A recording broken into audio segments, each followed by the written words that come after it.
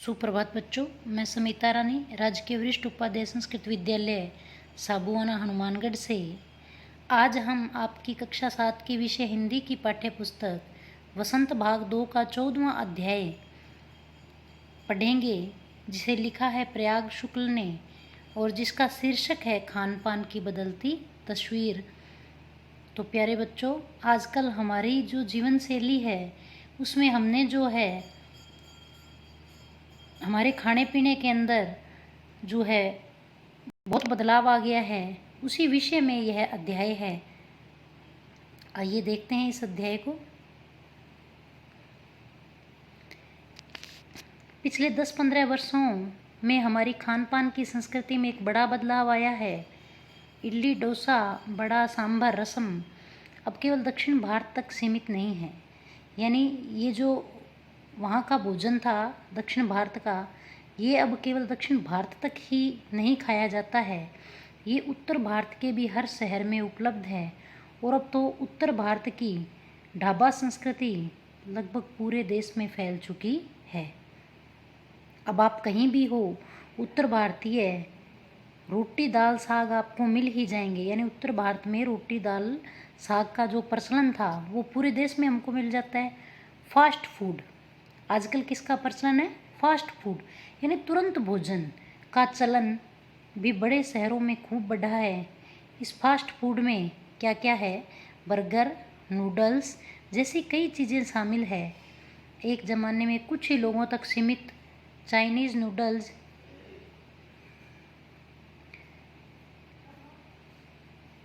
अब संभवतः किसी के लिए अजनबी नहीं रही। यानी जो चीज़ें कम जगह पर प्राप्त होती थी वो अब क्या है, प्रत्येक जगह मिल जाती है। और प्रत्येक व्यक्ति को 2 मिनट नूडल के पैकेट बंद रूप से तो कम से कम बच्चे बूढ़े सभी परिचित हो चुके हैं। इसी तरह नमकीन के कई स्थानीय प्रकार अब तक भले मौजूद हों, लेकिन आलू चिप्स के कई विज्ञापित रूप तेज़ी से घर घर में अपनी जगह बनाते जा रहे हैं। गुजराती ढोकला, गाठिया भी अब देश के कई हिस्सों में स्वाद लेकर खाए जाते हैं। और बंगाली मिठाइयों की केवल रस भरी चर्चा ही नहीं होती, वे कई शहरों में पहले की तुलना में अधिक उपलब्ध है।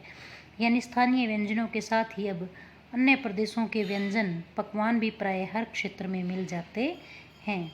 और मध्यम वर्गीय जीवन में भोजन विविधता अपनी जगह बना चुकी है। भोजन विविधता यानी भोजन में अलग अलग चीज़ों का समावेश अब हमारी संस्कृति बन चुकी है। कुछ चीज़ें और भी हुई है, मसलन अंग्रेजी राज तक जो ब्रेड केवल साहबी ठिकानों तक सीमित थी, वह कस्बों तक पहुंच चुकी है। और नाश्ते के रूप में लाखों करोड़ों भारतीय घरों में सेकी तली जा रही है। यानी अंग्रेज़ों के समय में जो ब्रेड का चलन था वो क्या था, साहबी ठिकानों में यानी बड़े घरों में ही उसका प्रयोग होता था। लेकिन अब क्या है, नाश्ते के रूप में लाखों करोड़ों घरों में क्या है, ब्रेड को सेक कर तल कर खाया जाता है। खान पान की इस बदलती हुई संस्कृति से सबसे अधिक प्रभावित यानी सबसे अधिक प्रभाव किस पर पड़ा है? नई पीढ़ी हुई है, जो पहले के स्थानीय व्यंजनों के बारे में बहुत कम जानती है। स्थानीय व्यंजन जो हमारे घरों में बनाए जाते थे, उन चीज़ों के बारे में अब क्या हो गया, रुझान कम हो गया और उनके बारे में हम जानते भी नहीं हैं, क्योंकि वो अब घरों में कम रूप से बनाए जाते हैं। पर कई नई व्यंजनों के बारे में बहुत कुछ जानती हैं। लोग क्या है, नए भोजन के बारे में जानने लग गए हैं, लेकिन प्राचीन काल में जो भोजन के प्रचलित था खाने में, उसके बारे में लोग भूल गए हैं। स्थानीय व्यंजन भी तो अब घटकर कुछ ही चीज़ों तक सीमित रह गए हैं। बम्बई की पाव भाजी और दिल्ली के छोले कुलचों की दुनिया पहले की तुलना में बड़ी जरूर है, पर अन्य स्थानीय व्यंजनों की दुनिया में छोटी हुई है। जानकार ये भी बताते हैं, मथुरा के पेड़ों और आगरा के पेठे नमकीन में अब वह बात कहाँ रही। यानी जो चीज़ें बची भी हुई हैं उनकी गुणवत्ता में फ़र्क पड़ा है।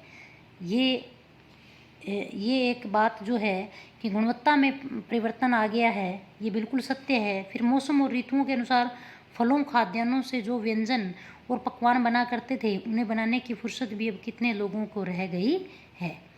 गृहिणियों या कामकाजी महिलाओं के लिए खरबूजे के बीज सुखाना, छीलना और फिर उनसे व्यंजन तैयार करना सचमुच दुस्साध्य है, यानी कठिन है। यानी पहले महिलाएं क्या करती थी, देसी जिन्हें हम कहें उन चीज़ों को वह घर पर, जैसे खरबूजे के बीज, उन्हें सुखाकर छीलकर फिर उनसे अलग अलग प्रकार के व्यंजन बना लेती थी। अब वह हमारे लिए क्या है, कठिन है। यानी हम पाते हैं एक और तो स्थानीय व्यंजनों में कमी आई है, दूसरी ओर वे ही देसी विदेशी व्यंजन अपनाए जा रहे हैं जिन्हें बनाने पकाने में सुविधा हो, यानी जो जल्दी से बन जाए। जटिल प्रक्रिया यानी जो कठिनाई से बनती है बनने वाली चीज़ें तो कभी कभार व्यंजन पुस्तिकाओं के आधार पर तैयार की जाती है। व्यंजन यानी पाक कला की जो पुस्तकें होती हैं उनमें देखकर बनाई जाती हैं। अब शहरी जीवन में जो भागम भाग है उसे देखते हुए यह स्थिति स्वाभाविक लगती है कि कमर तोड़ महंगाई ने भी लोगों को कई चीज़ों से धीरे धीरे वंचित कर दिया है। यानी महंगाई बढ़ गई है तो हम हर चीज़ को खरीद नहीं सकते हैं। जिन व्यंजनों में बिना मेवों के स्वाद नहीं आता उन्हें बनाने पकाने के बारे में भला कौन 4 बार नहीं सोचेगा। खान पान की जो एक मिश्रित संस्कृति बनी है इसके अपने सकारात्मक पक्ष भी हैं। गृहिणियों और कामकाजी महिलाओं को अब जल्दी तैयार हो जाने वाले विविध व्यंजनों की विविध विधियां उपलब्ध है। अब क्या है, जो कामकाजी महिलाएं हैं या जो घर में रहने वाली हैं वो क्या है, जल्दी जो चीज़ें बनती हैं उनके बारे में उनको ज़्यादा पता है। नई पीढ़ी को देश विदेश के व्यंजनों को जानने का सुयोग मिला है, भले किन्हीं कारणों से और किन्हीं खास रूपों में, क्योंकि यह भी एक सच्चाई है कि विविध व्यंजन इन्हें निखालिस रूप से उपलब्ध नहीं है। आज़ादी के बाद उद्योग धंधों, नौकरियों, तबादलों का जो एक नया विस्तार हुआ है इसके कारण भी क्या हुआ, खान पान की चीज़ें एक प्रदेश से दूसरे प्रदेश में पहुंची है। बड़े शहरों के मध्यम वर्गीय स्कूलों में जब दोपहर के टिफ़िन के वक्त बच्चों के टिफ़िन के डिब्बे खुलते हैं तो उनमें विभिन्न प्रदेशों के व्यंजनों की एक खुशबू उठती है। हम खान पान में भी एक दूसरे को जानते हैं।